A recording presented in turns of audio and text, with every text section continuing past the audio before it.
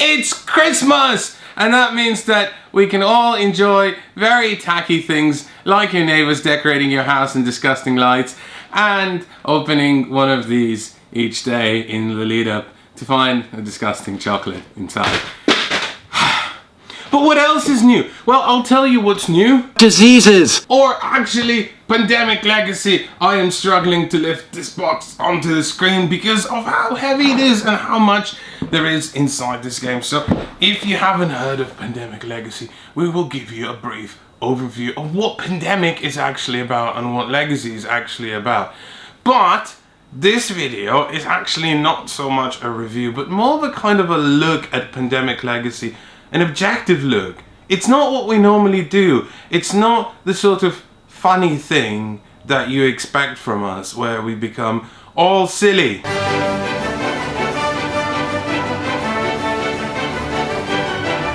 Okay, that's all the silly. We're not gonna do any more silly. And we're gonna get really, really serious. And, you know, because here's the thing. I wasn't going to do a video of Pandemic Legacy because I didn't see much point in it. Everyone else has already done videos on it saying how great it actually is. Shut up and sit down. I can't link them because they're on Vimeo. But there's a link in the description. Named it their game of the year and now best game of all time ever. And Richard Ham rather runs through. Here's a link for his video. Sorry, that way. Saying that this is the best gaming experience he had in his 40-something years of existence. There's a lot of hype. This game very quickly climbed to number 2 on Board Game Geek, and then a lot of angry people downvoted it and said no, it's number 3 actually.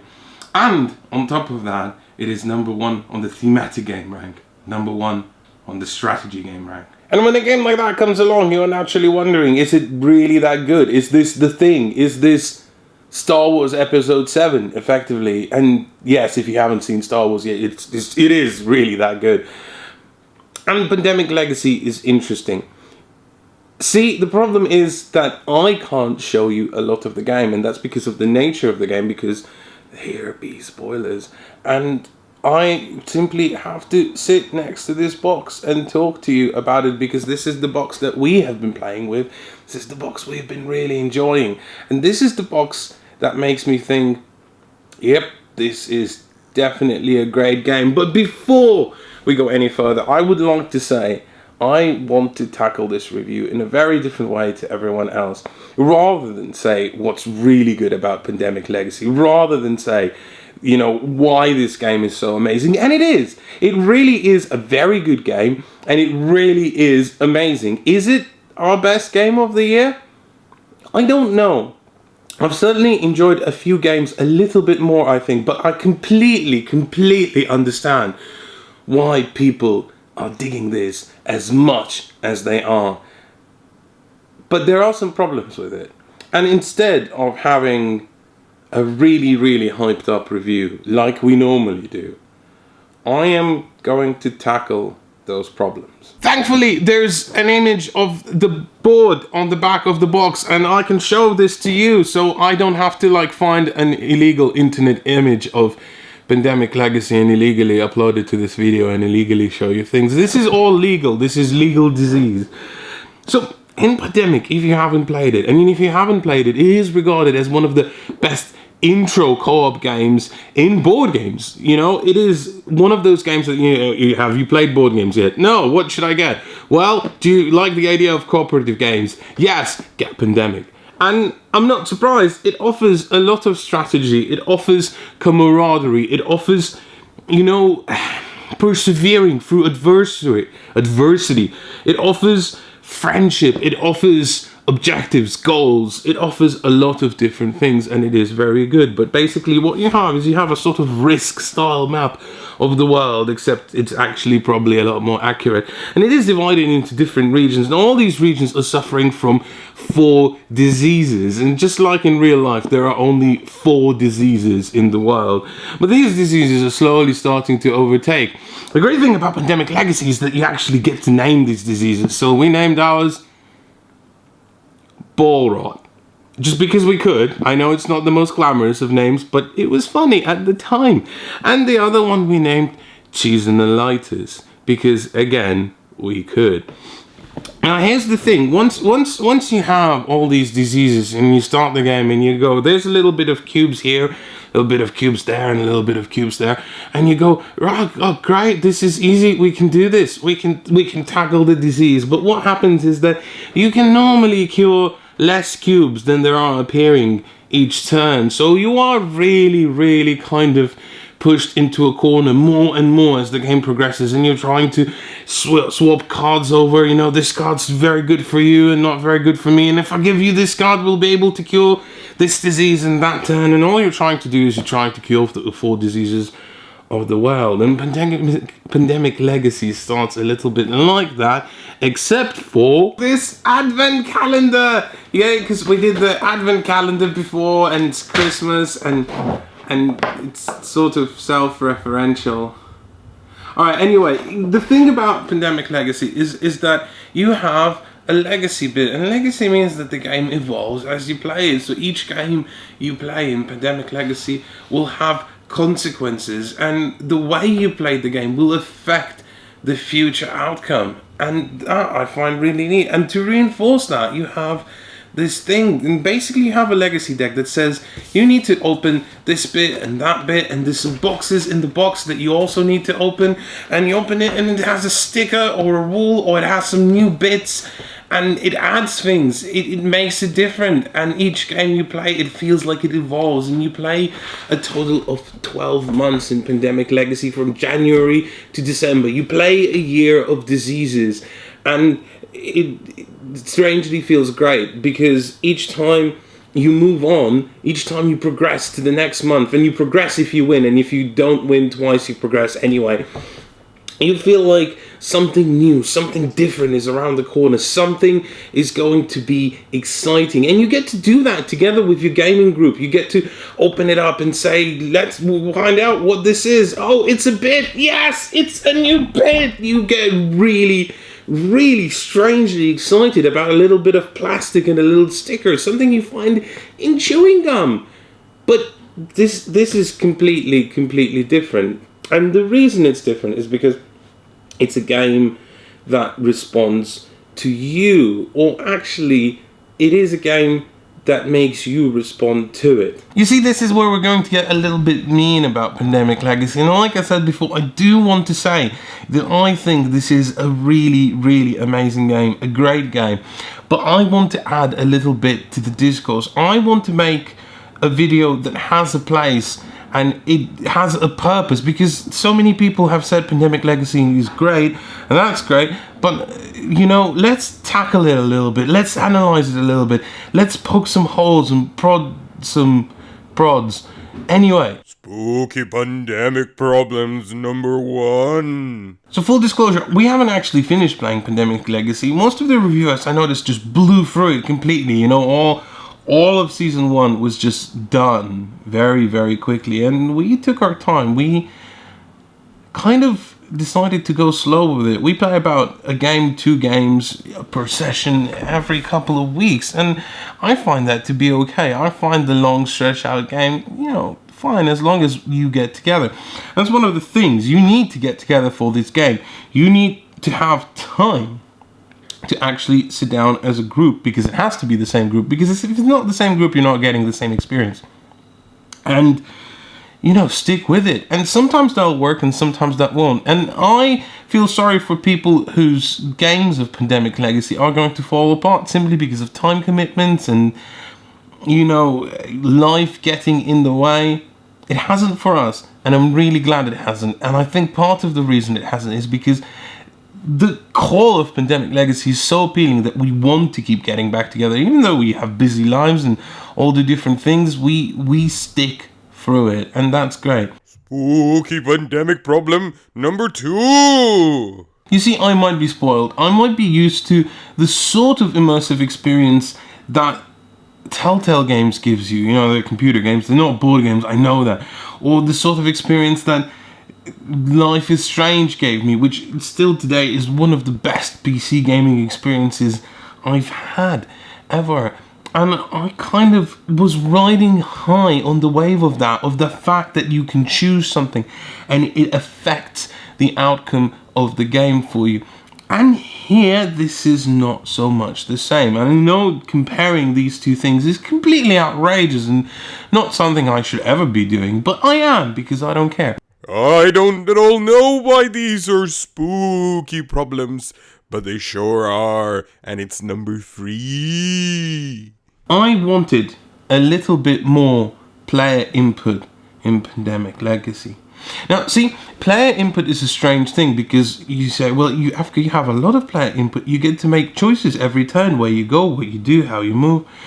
And yes, within the gameplay, that does matter. It does affect things. It affects the outcome of the game, whether you're going to win, whether you're going to lose. But the legacy aspect of it, which is the one thing that's new and different and exciting about Pandemic Legacy, and that makes it not just Pandemic, which might be fine if you're new to games or if you haven't played Pandemic yet, but if you have, then you might already starting to get a little bit bored by it, or no, I don't know, maybe Pandemic is your favorite game ever and you want to play it forever, in which case it doesn't matter. But here, I wanted the legacy aspect to respond to me, to respond to my decisions, to respond to what I say happens in the game. As if I choose to focus on this continent, then, you know, the legacy thing says, Efka, if you did this, then this happens. But, and maybe it does that. Maybe somewhere along the line of Pandemic Legacy Season 1, I'll find it. But so far I haven't, and I really hope that if it's not there, then maybe in Season 2 there will be something like that. It doesn't have to be a lot. There doesn't have to be a lot of it, because I can imagine how convoluted and complicated it would work in terms of the design process for the game. But maybe just one branching off choice that makes things different. Because you're going to open almost everything inside this box, and it will largely not depend on you whether you're going to open something or not. Like, basically, if you lose some games, you might miss out on some content, but almost everything will be opened, applied, and happen. It's not like at all I decided they're spooky after I filmed this, and then just kind of pasted it on. Number 4. This advent calendar, I know I said I am excited about it. I'm excited about opening it, and I still am. It's really lovely. But it's the rate of how you open these bits. Now see, every time you open something, and let's say, you know, the new rule that it adds is skiing helicopters, and, you know, you're excited when you find out, my God, Pandemic Legacy is going to have skiing helicopters. But then you think, oh, what's behind bit number 2? Because every time the game tells you to open something, you open literally like 12 things. And it might be little stickers, it might be little rules additions, it might be little skiing helicopter bits in the game. But it gets a little bit tedious. I understand that from the logistical standpoint, it makes sense to kind of break it apart, and I understand that if it was only one thing, it would be really boring, and who would get to open it, you know? But this way, you get to pass it around the table and give it to someone else, and this other person sticks this bit on, and this other person eats a helicopter, and it's great. But I wish it wasn't 12. I wish it was like 4 or 5 or something like that, and that would be just the perfect number for me. But now I really like this accent that I'm doing, so I might keep doing it in future videos. Ha! Now that is truly spooky. This is my last major issue with Pandemic Legacy. It's the varying difficulty of the game. Some games are incredibly hard, harder than in regular Pandemic, because of the extra legacy bits that, again, I can't tell you about because spoilers, but just because of how starting setup works. And again, it is random, and it feels like you have no input. Your companions have no input on what's going on. It's just going to be hard. And there was a game where we set it up. We knew from the get-go we weren't going to win this because it was that bloody bad. And we persevered anyway. We pushed through because we had to, because again, it's legacy. And we tried, we really desperately tried, and it came down to the last sort of 4 turns, and we knew that the game was going to end whether in a victory or in a loss, and we actually almost got there. We were so close. And when it came to the last person, there were 7 cards to draw and 1 really bad card in those 7 possible ones, which is an epidemic card for those of you who have played it. And we knew if we drew that epidemic card, we would be toast. And we tried, and it felt like it was completely not down to us. And we failed. But we failed not because we did something wrong. We failed because the odds were slightly against us, and there was nothing we could do. And you might say, but that's fine. In Pandemic, you kind of have to play to leverage the odds. You have to put the odds in your favor. But even if you do, sometimes you'll just have a bad draw and you'll lose. And there's nothing you can do about it, and there's nothing you could have done about it. And sometimes you will have really easy games of Pandemic Legacy. So easy, in fact, that from the get-go you are going to win. And again, you just have to go through the motions of the game. Saying that, the motions are pretty exciting and pretty fun. And sometimes, because this game can beat up on you so much, you feel like you deserve that easy game. You feel like you want to play that easy game because you want to win. You want that experience. Nevertheless, even after I ragged on Pandemic Legacy so much, I would still very highly recommend this game. I thought it was an excellent gaming experience. True, one of the very good ones I've had in my entire gaming career. And I feel it's down to how well this game was designed, how interesting the legacy bits were, how familiar they were. They didn't feel particularly innovative in terms of narrative, but there is that narrative. And I thought, this is great for anyone. If you want to play it with your mates, if you have a regular gaming group, this will be perfect for you. You'll breeze through it. If you like playing board games with your family and see them once a month, this is also great. You'll have something to do all the time. And if you're completely new to board games, and if your group's just getting into it, this is also perfect. It's not that complicated. Saying that, some of the rules you open in the legacy bits, they can get quite convoluted, but nothing you can't work through, And you can eat a disease cube because it's made out of cheese, because it's cheese in the lighters, and it's delicious. I really, really like it. And you'll get to tear up cards and write on the board things normally board games don't allow you to do, but because things change in this game and some are no longer relevant, it's completely fine. You can do that, and it's really exciting. And maybe you don't like tearing up cards because you have this primal survival instinct that makes you hoard things and makes you not get rid of things, and it's completely fine. That's how human beings are wired, because of the laws of entropy, and we all perish and die, and everything perishes and dies and disappears, and we want to preserve things. But this goes against that, and sometimes it's really, really fun to rebel and not go by the rules, isn't it?